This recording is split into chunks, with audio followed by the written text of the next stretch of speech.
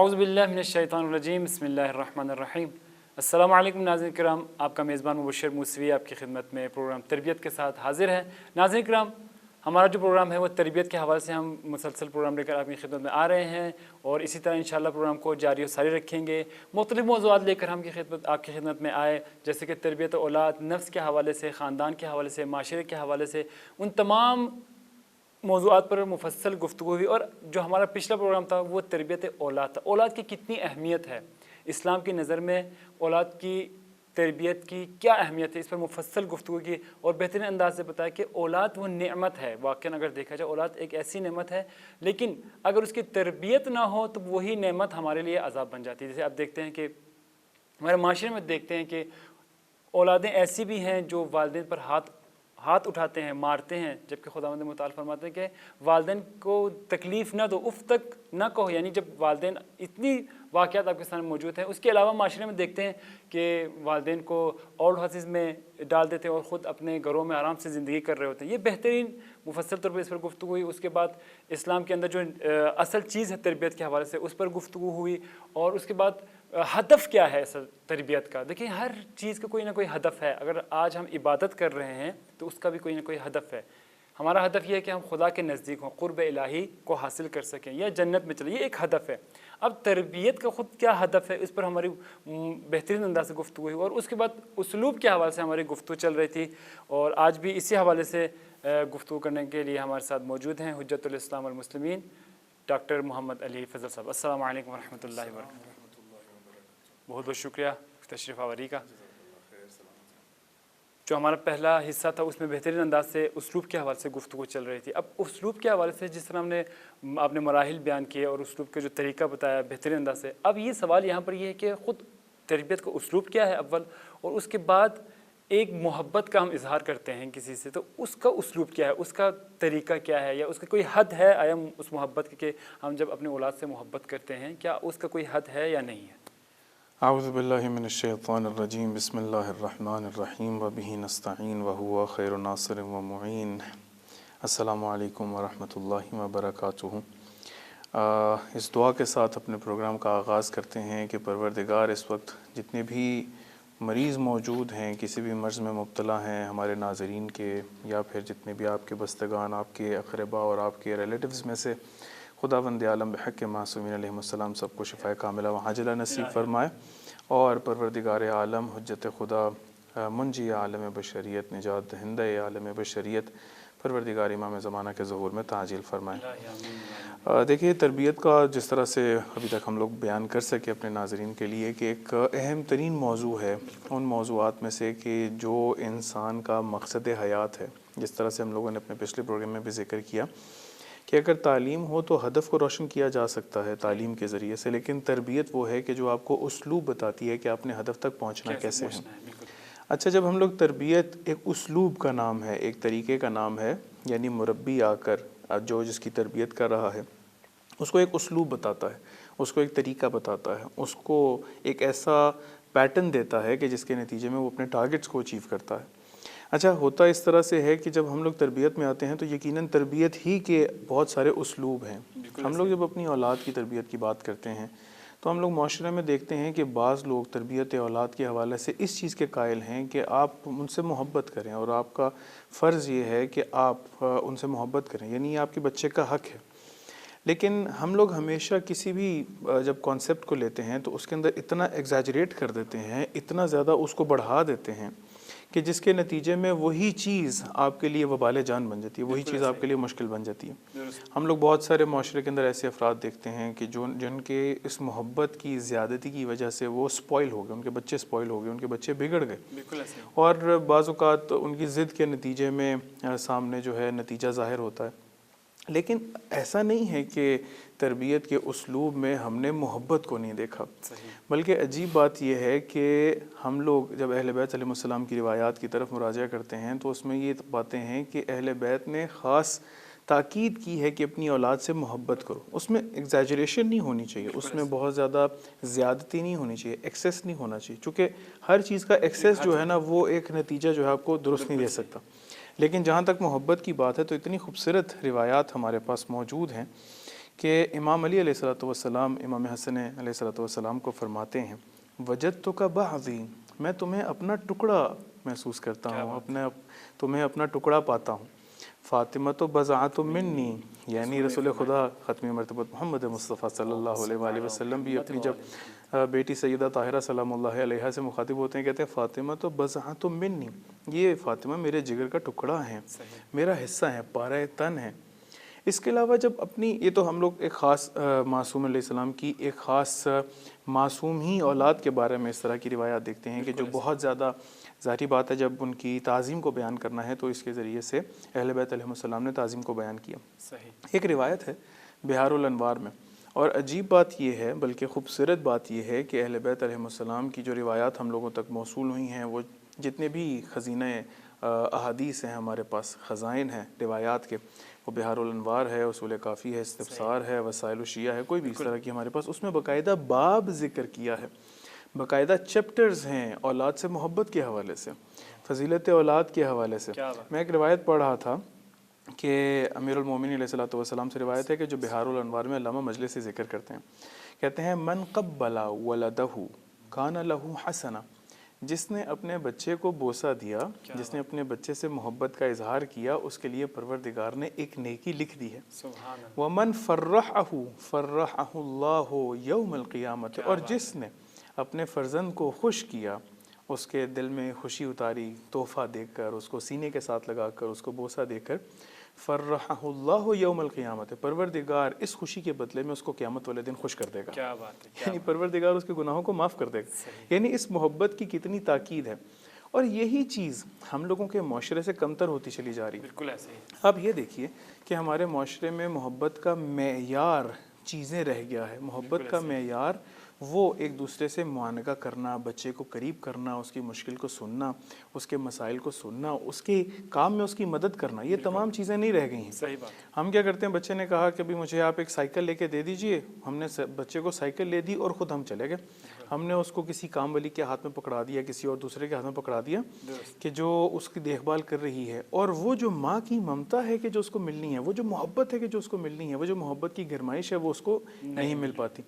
ایک اور روایت آپ کی خدمت میں، یعنی اس چینل کی توسط سے ناظرین کی خدمت پیش کریں کہ رسول اکرم صلی اللہ علیہ وآلہ وسلم سے روایت ہے، فرماتے ہیں کہ من دخل السوق فاشترى تحفة فحملها الى عياله، کہ جو بھی اگر کسی بازار میں گیا ہے اور بازار میں جانے کے بعد اس نے اپنے عیال یعنی اپنی اولاد کے لیے کوئی ایک تحفہ خریدا ہے، تحفہ عموماً جو ہے وہ محبت کی علامت کو گنا جاتا ہے کہ اگر کوئی باہر جا کے اگر تحفہ کسی کے لیے لے کر آتا ہے تو یہ محبت کا اظہار ہے، اور ویسے بھی روایات میں ملتا ہے کہ ایک دوسرے کو تحفے دو تاکہ تم لوگوں کی آپس کے اندر محبت بڑھ سکے، ایک دوسرے کی تم لوگ غمی خوشی کے اندر جو شریک ہوتے ہو اس کے اندر ایک محبت کو بڑھایا جا سکے۔ لیکن یہ جو جس شخص نے بازار گیا ہے اور وہاں سے جا کے تحفے کو خریدا ہے، اور وہ تحفے کو خرید کے جب واپس گھر کی جانب آ رہا ہے، رسول خدا اس کی تشبیہ دیتے ہیں کہ یہ تشبیہ کس سے ہے، کحامل صدقۃ الی قوم محاویج، یہ ایک ایسا فرد ہے کہ جو صدقے کو لے کے جا رہا ہے کسی ایسے قوم کی طرف کہ جو اس قوم اس صدقے کی طرف محتاج ہے۔ سبحان اللہ۔ یعنی آپ یہ غور کریے کہ اگر کسی علاقے کے اندر کوئی ایسی قوم ہے کہ جو کسی شے کی طرف محتاج ہے، اگر آپ وہی شے اس کی طرف لے کے جا رہے ہوں، اگر الفرض ہم لوگ یہ دیکھیے کہ تھر چولستان کا علاقہ ہے پاکستان میں، وہاں پر غذائی قلت ہے، اس غذائی قلت کے نتیجے میں اگر کوئی ایک انسان باہر سے روٹی خریدتا ہے، کھانے کی چیزیں خریدتا ہے اور بہت ساری کھانے کی چیزیں خرید کے اس علاقے کی طرف جاتا ہے تو علاقے والے لوگ بہت خوشی سے استقبال کرتے ہیں اور بہت خوش ہو جاتے ہیں۔ کہتے ہیں کہ یہ شخص ایسے ہی ہے کہ جس نے تحفہ خریدا اپنے فرزند کے لیے، اپنی اولاد کے لیے بازار سے، اور جب اپنے گھر لے کے جا رہا ہے تو ویسے ہی ہے کہ جس طرح سے کسی محتاج قوم کے لیے صدقہ دے رہا ہو۔ یعنی خداوند عالم نے اتنی زیادہ فضیلت لکھی ہے۔ اور یہاں پر روایت ایک اور اتنی خوبصورت ہے، یعنی یہی جو ہمارے پاس ذیل روایت ہے، کہتے ہیں وَلَيَبْدَأَ بِالْإِنَاثِ قَبْلَ الذُّكُورِ، دیکھو ہم جب جاتے ہیں، ہم لوگ جب گھر جا کے کسی تحفہ دینا شروع کرتے ہیں تو پہلے بیٹے سے شروع کرتے ہیں، ہم کہتے ہیں یہ ہمارا وارث ہے، یہ ہمارا بیٹا ہے، ہم اس سے محبت کا زیادہ اظہار کریں گے، اس سے ہماری نسل چلے گی۔ لیکن رسول اکرم اپنی روایت میں جب بیان کر رہے ہیں تو کہتے ہیں کہ دیکھو جب تم تحفہ لے کے گھر پہنچو تو دیکھو بیٹیوں سے شروع کرو۔ اللہ اکبر۔ دیکھو بچیوں سے شروع کرو، ذکور سے، یعنی اپنے بیٹوں سے پہلے بیٹیوں کو تحفہ دینا شروع کرو. فَإِنَّهُ مَنْ فَرَّحَ ابْنَهُ فَكَأَنَّمَا أَعْتَقَ رَقَبَةً مِّن وُلْدِ اسماعیل. کہتے ہیں جس نے اپنی اولاد کو جا کر خوش کیا ہے، اسے محبت کا اظہار کیا ہے، ایسے ہی ہے جس طرح سے حضرت اسماعیل ذبیح اللہ علیہ السلام کی نسل سے کسی غلام کو اس نے آزاد کیا ہو. یعنی کس قدر ہماری روایات کے اندر بیان کیا جاتا ہے کہ اگر کسی فرزند سے اگر محبت کرنی ہے تو کس طریقے سے خداوند عالم اس کا اجر لکھ رہا ہے، کس طرح سے پروردگار اس کا اجر دے رہا ہے. لیکن ساری کی ساری چیزیں حدود میں ہیں. ساری کی ساری چیزیں ایسا نہیں ہے کہ وہ جو شے مانگتا چلا جائے آپ دیتے چلے جائیں. یعنی اس کی مثال ہم اس طرح سے دے سکتے ہیں، اور ہمارے ناظرین بھی اس طرف متوجہ ہوں گے. بہت سارے ناظرین کے جو اولاد ہے، بچے ہیں، انہوں نے بہت ساری اس طرح کی چیزیں مانگی ہوں گی کہ جس سے ہم مسلسل انکار کر دیتے ہیں. بالکل. اگر کوئی بچہ آپ سے آ کے چھری مانگے، 2 سال کا بچہ ہے، 1 سال کا، 1.5 سال کا بچہ ہے، آپ سے آ کے چھری مانگے، آپ سے آ کر چاقو مانگے یا کچھ اس طرح کی چیز مانگے، یا آگ مانگے، آپ سے مثال ماچس مانگے یا کچھ اس طرح کی چیز مانگے، یا پھر چاہے کہ وہ کسی طرح سے وہ آگ کے قریب ہونا چاہے، آپ اس کو فوراً پیچھے دھکیل دیتے ہیں. بالکل. یہ جو پیچھے دھکیل دینا ہے، یہ جو چھری کا نہ دینا ہے، بچہ ممکن ہے کہ اس وقت اپنی بات نہ ماننے جانے پر وہ گریہ کرے، رونے لگ پڑے، لیکن یہی اس کی بات نہ ماننا آپ کی محبت کا اظہار ہے. سبحان اللہ. یعنی آپ کا اس کو چھری نہ دینا یہی محبت کا اظہار ہے، اس کو آگ کے قریب نہ جانے دینا یہی محبت کا اظہار ہے. سبحان اللہ. بس ہم لوگ کبھی بھی اشیاء کے ذریعے دینے سے ہم لوگ محبت کی زیادتی کو بیان نہیں کر سکتے، بلکہ ضرورت اس بات کی ہے کہ انسان اس محبت کے تقاضوں کو پورا کرے کہ جو اس کی تربیت کرتے ہوئے مقصد حیات کے قریب کرتے چلے جائیں. اگر نہیں ہوگا ہاں مشکلات آنا شروع ہو جائیں. دل گرمی ہونی چاہیے. ہم لوگ اپنی اولاد کے لیے بہت ساری چیزیں مہیا کر دیتے ہیں. میں ایک جگہ پہ گیا تو وہاں پر مجھے ایک صاحب ملے تو رو رہے تھے، یعنی ہوں گے 50-1 سال کے. وہ رو رہے تھے، وہ کہتے ہیں کہ میں نے اپنے بچوں کو سب کچھ دیا ہے، میں نے ان کو 1 جوتوں کی جگہ 10 جوتے خرید کے دیے، 1 کپڑوں کی جگہ 10 کپڑے خرید کے دیے، میں نے ان کے لیے تمام چیزیں مہیا کی ہیں، فلاں کیا. اور ابھی جب میں کمزور ہو گیا ہوں، 50 سال سے کچھ زیادہ لگ بھگ بزرگ ہیں، تو جب میں کمزور ہو گیا ہوں تو میں نے اپنے بچے کو اپنی ماں کو کہتے سنا ہے کہ بابا پریشان کیوں ہیں جبکہ میں ان کو خرچہ دے تو رہا ہوں.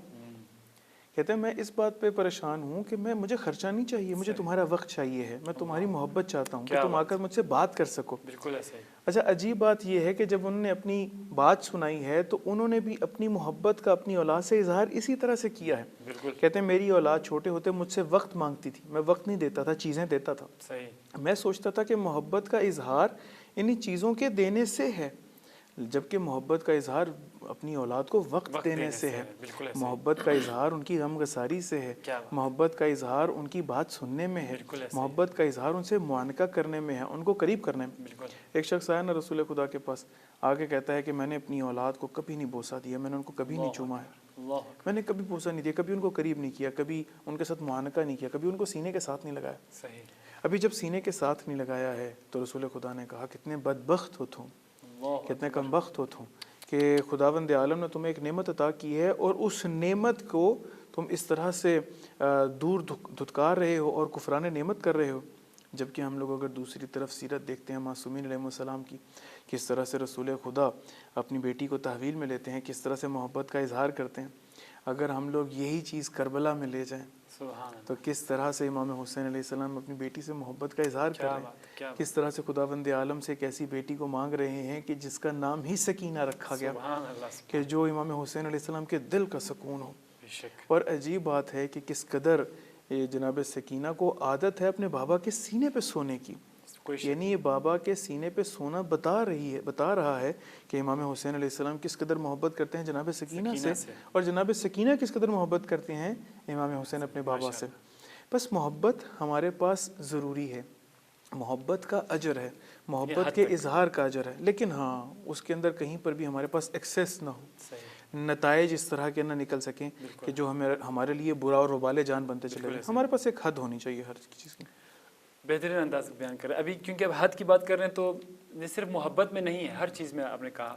اب کچھ لوگ محبت بھی کرتے ہیں، حد میں ہونا چاہیے. اگر مار پٹائی بھی کریں تو وہ بھی کسی حد میں ہو، ایسا نہ ہو کہ کیونکہ اب آپ دیکھتے ہیں کہ بہت سے ایسے بچے ہیں جو والدین بہت زیادہ محبت کرتے ہیں، اس میں شک کوئی نہیں، لیکن وہ بچہ پھر بھی ख़राब हो जाता है या तरबियत उसकी अच्छी नहीं होती, क्यों? क्योंकि वो हद से ज़्यादा उस पर पिटाई करते हैं या मारते हैं, इस वजह से भी। तो चाहिए कि हर चीज़ हद में हो। अब सवाल यहाँ पर ये है, क्योंकि देखते हैं कि इंसान की शख्सियत, उसकी, हम किसी इंसान को अगर देखना चाहते हैं और किसी इंसान को हम पहचानना चाहते हैं तो हम उसकी शख्सियत से उसको पहचानते हैं। अब बच्चे की जो शख्सियत है उस पर हम कैसे काम करें कि बच्चे की शख्सियत बने? देखिए, एक बड़ा अहम सवाल है। हम लोग जब भी किसी शे के उसलूब को अपनाते हैं तो ज़ाहिर बात है मद्दे मुकाबिल जो हमारे पास फ़र्जंद है इस वक्त, जब हम तरबियत औलाद कर रहे हैं, उसकी शख्सियत ही को उभारना है। चूँकि हम लोगों ने पिछले प्रोग्राम में बताया कि हमारे पास जो हदफ है तरबियत का, वो सिवाय इसके कि हम लोग मुआशरे को एक अच्छा ऐसा फ़र्द दे सकें कि जो फ़र्द ज़माने के इमाम के ज़हूर में ताजील का बायस बन सके, ताकि ये कायनात बेहतर तरीके से खुदावंद आलम की इबादत कर सके। सही ना, ये हम लोगों ने एक हदफ को बयान किया। देखिए, जब हम लोग शख्सियत की बात करते हैं तो हमारे पास इसके ऊपर भी मुतअद्दिद रिवायात मौजूद हैं, बेहतरीन रिवायात मौजूद हैं कि जो हम लोगों को बता रही।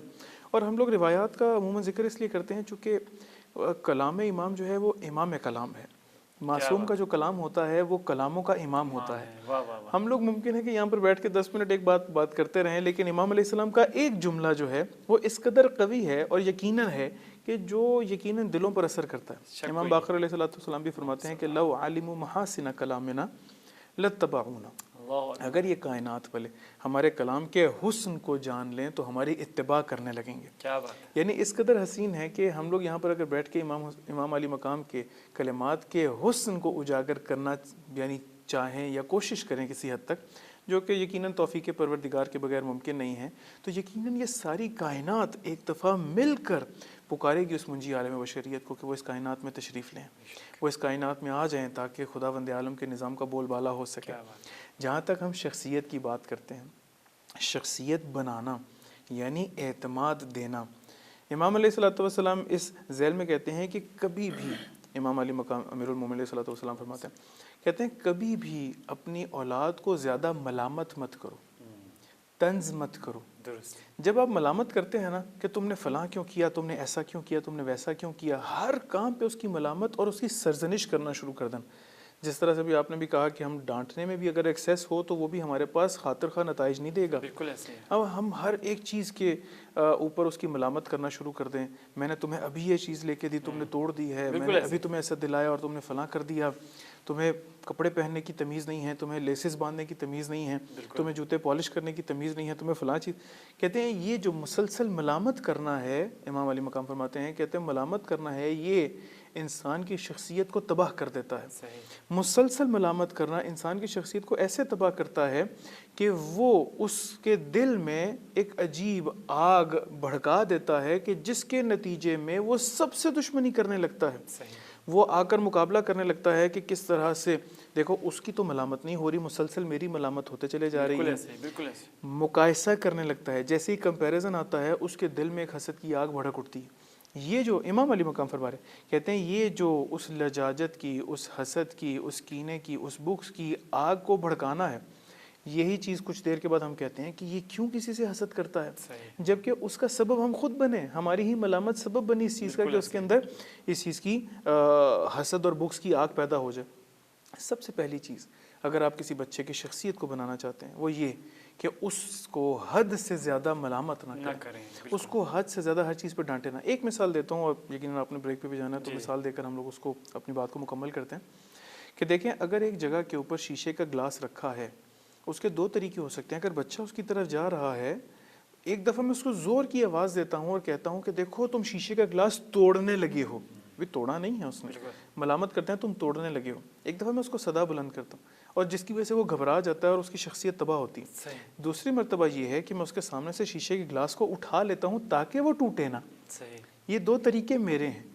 दूसरी सूरत में मैंने उसकी शख्सियत तबाह नहीं की है, पहली सूरत में उसकी शख्सियत को परेशान कर दिया। कि इंशाअल्लाह ताला हम लोग इन चीज़ों का ख्याल रखें। बहुत बहुत शुक्रिया, क्योंकि आपको पता है वक्फ़ा तो लेना है। एक छोटा सा वक्फ़ा लेते हैं, इंशाअल्लाह दोबारा आपकी खिदमत में हाजिर होंगे, हमारे साथ रहिएगा।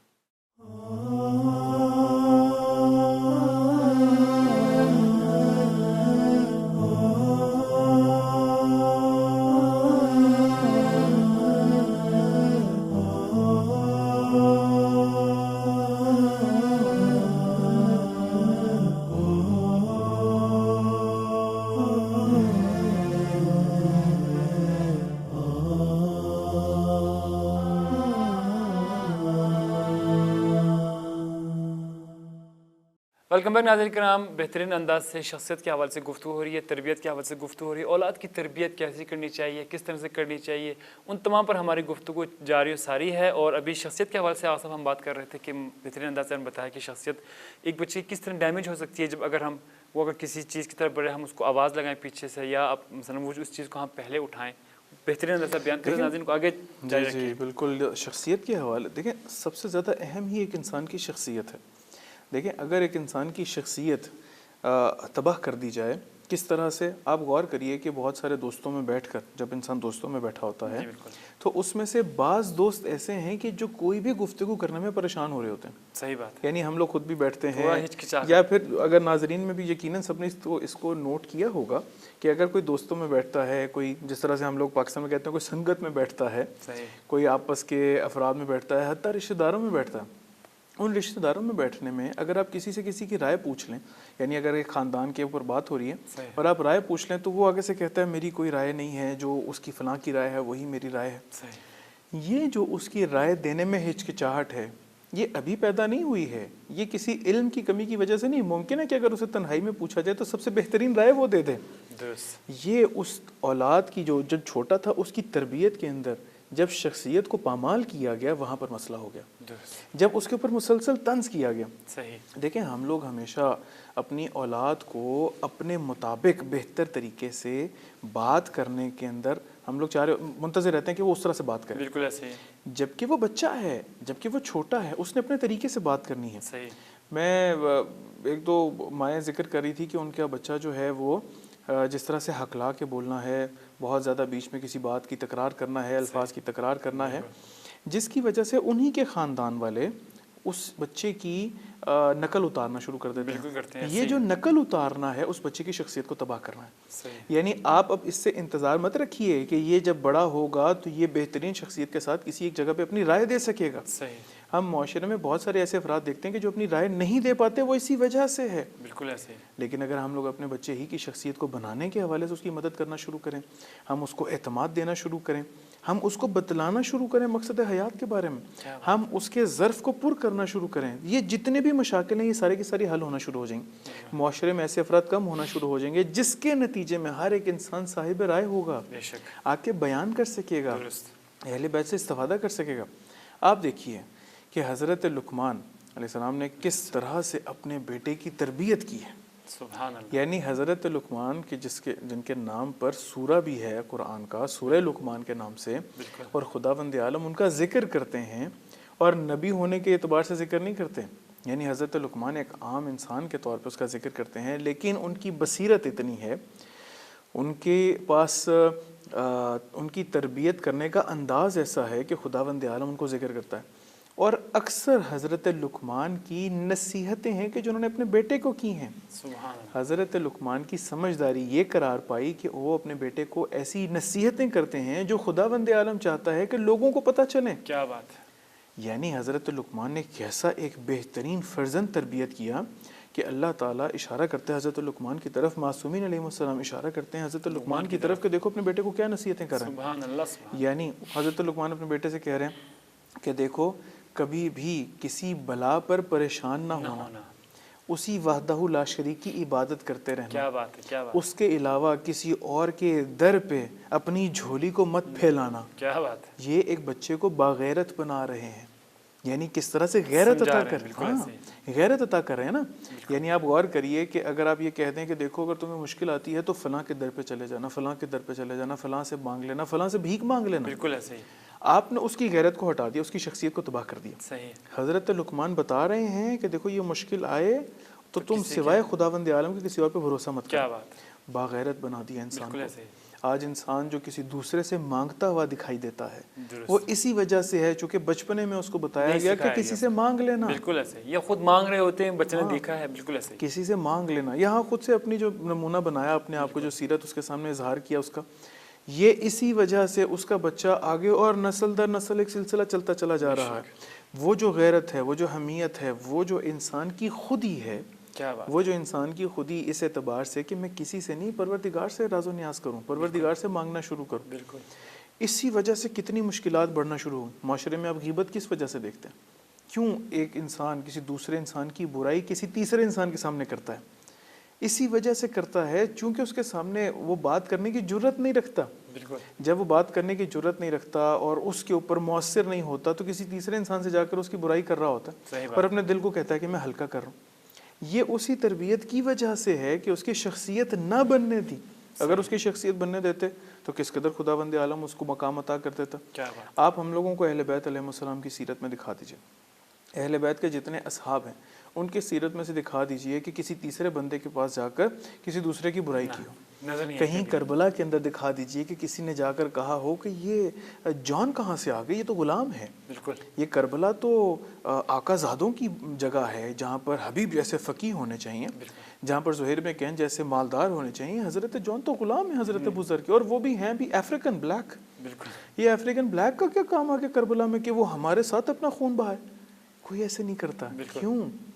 چونکہ بچپن سے ایسی تربیت ہوئی ہے کہ ہم لوگ جب بھی آگے بڑھ رہے ہیں اہل بیت علیہ السلام کی طرف تو کوئی بھی ہم میں سے کوئی اونچا نہیں ہے, کوئی نیچا نہیں ہے, کوئی بڑا نہیں ہے, کوئی چھوٹا نہیں ہے, کوئی غریب نہیں ہے, کوئی امیر نہیں ہے, کوئی گورا نہیں, کوئی کالا نہیں ہے. بالکل ایسے. اگر کسی کو فضیلت ہے تو تقویٰ کے ساتھ. اگر کسی کو انسان کی شخصیت, انسان کا وقار, انسان کی غیرت, انسان کی حمیت اس کے بچپن سے بننا شروع ہوتی.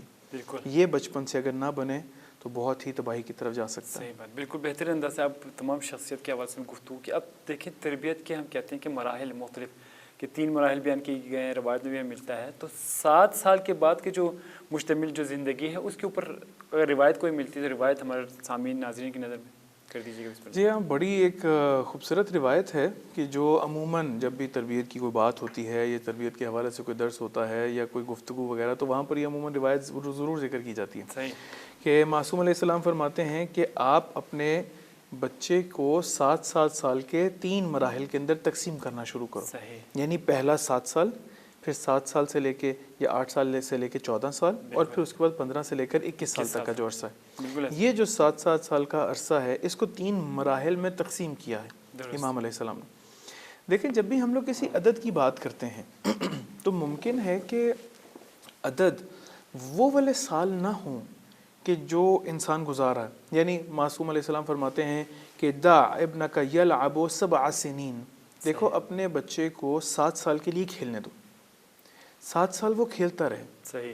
اس کے 7 سال کے بعد اس کی تأدیب کرنا شروع کرو. صحیح. وہ جس طرح سے آپ ایک زمین میں اگر ایک بیج بوتے ہیں تو جب زمین بیج بوتے ہیں تو اس کی آبیاری کرتے ہیں, اس کو کسی حیوان سے بچاتے ہیں, سورج کی وہاں پر تپش پہنچنے دیتے ہیں, یہاں تک کہ وہ بیج جو ہے وہ فلاح پاتا ہے اور کومپل بن جاتا ہے.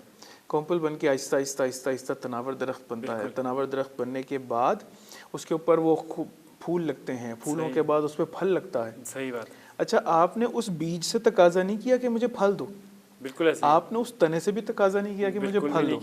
آپ نے اس کے بعد جب وہ پھول اگے ہیں تب بھی تقاضا نہیں کیا. لیکن ایک ایسا عرصہ آتا ہے کہ جب اس کے اوپر پھل لگے ہیں اب آپ اسے پھل توڑتے ہیں اور پھل توڑنے کے بعد اس سے لطف اندوز ہوتے ہیں.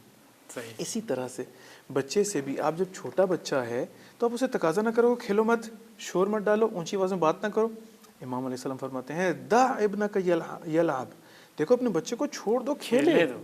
یہی جو کھیلنے دینا ہے یہ اس کی شخصیت کو بنائے گا یہاں تک کہ وہ اگلے مرحلے میں داخل ہو جائے. بالکل ایسے. ابھی بھی اس سے آپ تقاضا نہ کرو پھل کا, اس کے بعد اس کی تأدیب کرنا شروع کرو. صحیح. اس کی تأدیب کیسے کرنا شروع کرو کہ اس کو ادب سکھاؤ, اس کو بیٹھنے اٹھنے کی تمیز سکھاؤ, اس کو کھانے کی تمیز, بات کرنے کی تمیز, چلنے کی تمیز, پڑھنے کی تمیز, مطالعہ کرنے کی تمیز, اہل بیت علیہ السلام سے بات کرنے کا انداز, خداوند عالم سے بات کرنے کا انداز, کس طرح سے ان کی محبت.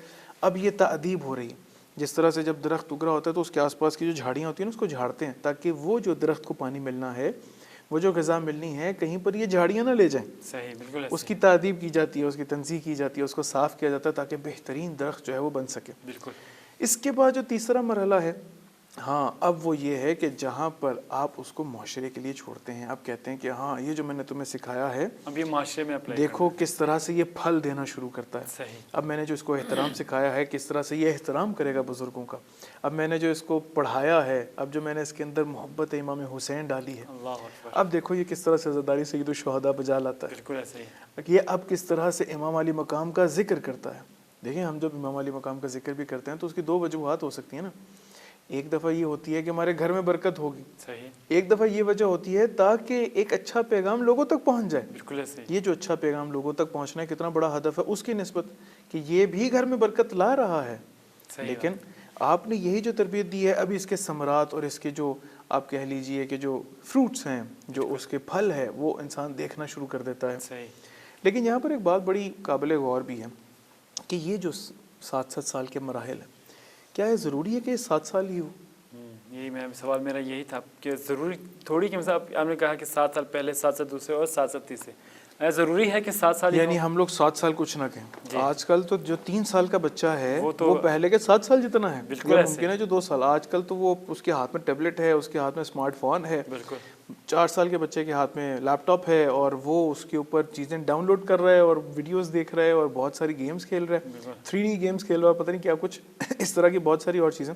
صحیح بات ہے. دیکھیں یہ جو ہم لوگ 7 سال کے عرصے کی بات کر رہے ہیں, معذرت چاہتا ہوں, یہ جو ہم لوگ 7 سال کے عرصے کی بات کر رہے ہیں, یہ 7 سال کا عرصہ ضروری نہیں ہے کہ 7 سال ہی ہوں تو آپ یہ سمجھ لیں. نہیں, یعنی میری پرسیپشن یہ ہے کہ یہ 7 سال کا عرصہ کہ جہاں پر اپنے بچے کو والدین سنجیدہ ہوتا محسوس کر رہے ہیں کہ اس کی ابھی کھیل کا وقت گزر گیا ہے اور ہاں اب اس کی تأدیب کا وقت شروع ہو گیا ہے, وہاں سے یہ اگلے مرحلے میں داخل ہو گئے. بالکل ایسے. اس کی مثال میں آپ کو یہ دیتے ہیں, علامہ ہلی کی مثال. علامہ ہلی کے بارے میں کہا جاتا ہے کہ لوگ ان کے بالغ ہونے کا انتظار کر رہے تھے یہاں تک کہ ان کی تقلید کر سکیں. اللہ اکبر. اور کہا کتنے سال, 15 سال کی عمر میں بچہ لڑکا بالغ ہوتا ہے.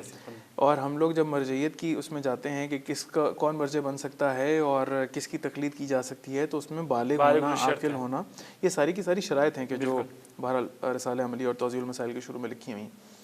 علامہ ہلی کے لیے افراد انتظار کر رہے تھے کہ کب یہ بالغ ہوں اور ہم ان کی تقلید کرنا شروع کریں.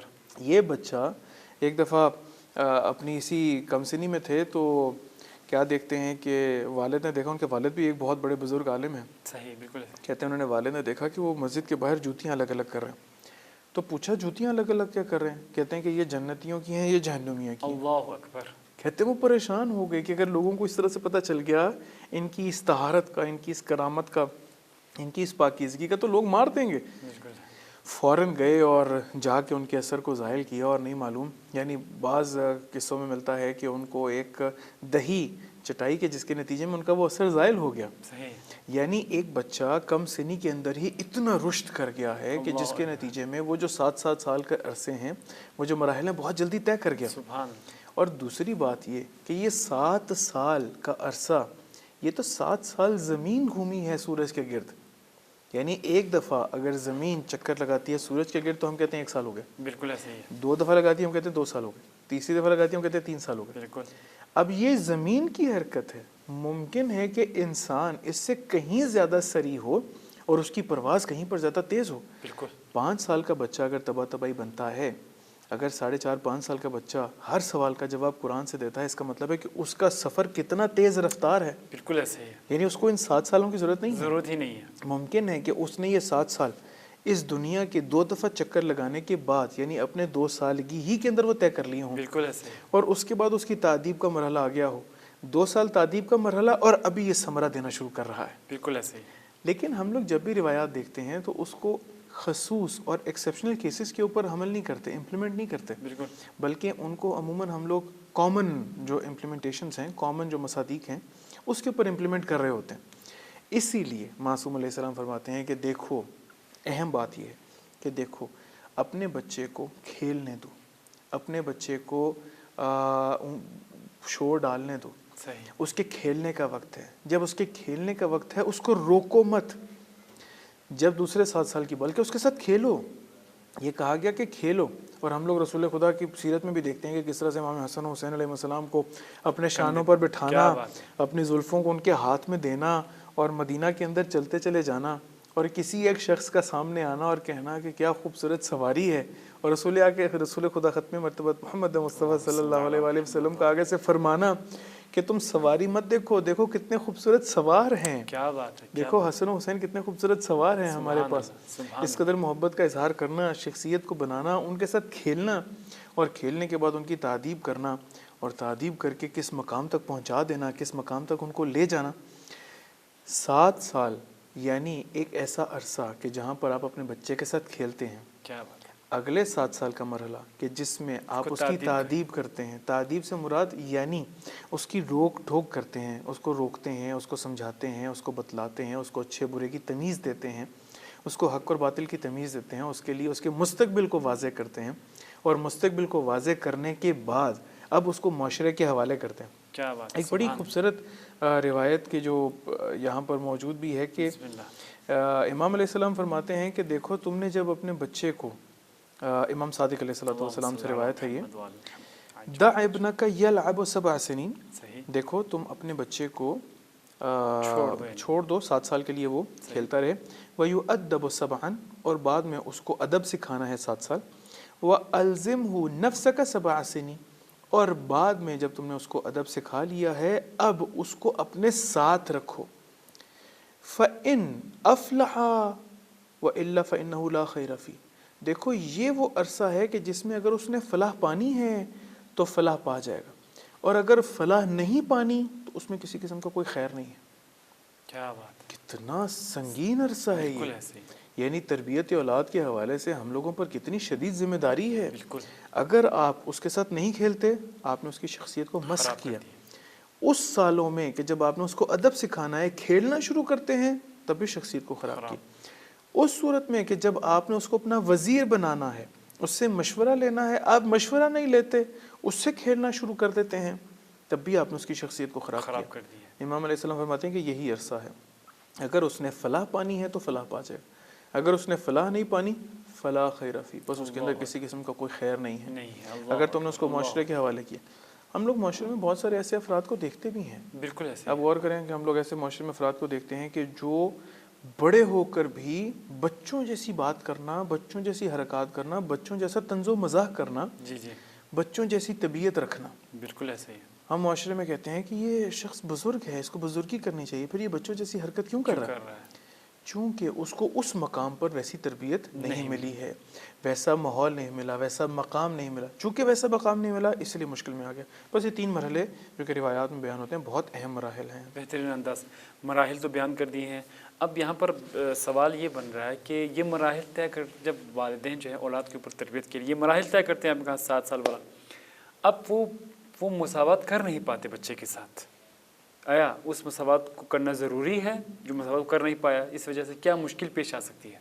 دیکھیں ہم لوگ اس حوالے سے بہت سارے لوگ سوال بھی کرتے ہیں کہ کیا آیا اگر ہمارے پاس خداوند عالم نے 4 بچے دیے ہیں تو چاروں کے اندر برابر رکھیں؟ بالکل. یعنی بالکل مساوات رکھیں. صحیح. اس کی مثال ہم اس طرح سے دے سکتے ہیں کہ اگر ایک شخص ہے اور وہ اپنے بچے کو کسی اچھے اسکول میں بھیجتا ہے، صحیح، اور دوسرے بچے کی باری اس کے پاس وہ اچھے اسکول میں بھیجنے کی نوبت نہیں رہتی، صحیح، تو وہ کہتا ہے میں مساوات نہیں کر سکا، میرا دوسرا بچہ جو ہے وہ پریشان ہو گیا چونکہ وہ اچھے اسکول میں نہیں جا سکا، اور پہلا بچہ جو ہے وہ بہت اچھے اسکول میں جا سکا.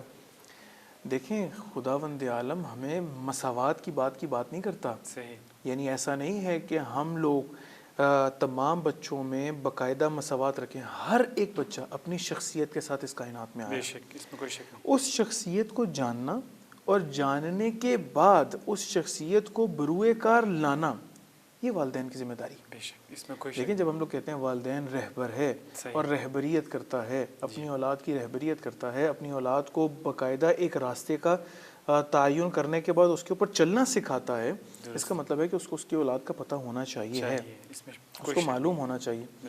یعنی خود امام علیہ السلام سے بھی پوچھا گیا کہ امام آپ بتائیے کہ کیا آیا آپ سارے بچوں کے اندر مساوات کرنا ضروری ہے؟ امام علیہ السلام نے کہا نہیں. یعنی حضرت ابو طالب نے امیر المومنین علیہ السلام کو ہمیشہ باقی تینوں بھائیوں پہ فضیلت دی ہے. اللہ اکبر. یعنی حضرت جعفر و عبداللہ و عثمان تینوں کے اوپر امیر المومنین علیہ السلام کو فضیلت تھی. کیوں؟ صحیح. چونکہ ان کے اندر اس صلاحیت کو دیکھ رہے تھے. بالکل ایسے. والد جب اپنے بچے کے اندر کسی خاص صلاحیت کو دیکھتا ہے، اس کو پنپنے کے اندر جب اس کی معاونت کرنا شروع کرتا ہے، اسی کو عدالت کہتے ہیں. کیا بات. بچوں میں عدالت ہے، بچوں میں مساوات نہیں. جہاں پر آپ برابری کرنا چاہیں گے وہاں پر آپ برابری کر نہیں سکیں. صحیح. جہاں پر آپ برابری کر نہیں سکیں گے بچے کو پریشان کر دیں گے. بہت بہت شکریہ، بہت بہت شکریہ. میں معذرت چاہتا ہوں، وقت کے دامن میں گنجائش نہیں تھا. انشاءاللہ اس سلسلے کو انشاءاللہ ہم اپنے اگلے پروگرام میں جاری رکھیں گے. नाज़रीन किराम इंशाल्लाह उम्मीद करते हैं कि आपने हमारा ये प्रोग्राम पसंद किया होगा, फीडबैक देते रहिए। इंशाल्लाह ये जितने भी तमाम जो सवालात हम कर रहे हैं वो आप लोगों के ही सवालात हैं जो कि आप लोगों ने हमें भेजे हैं, और इंशाल्लाह उम्मीद करते हैं कि दोबारा आपकी खिदमत में हाजिर होंगे। उस वक्त तक के लिए अपने मेज़बान को इजाज़त दीजिएगा। अस्सलामु अलैकुम व रहमतुल्लाहि व बरकातुहू।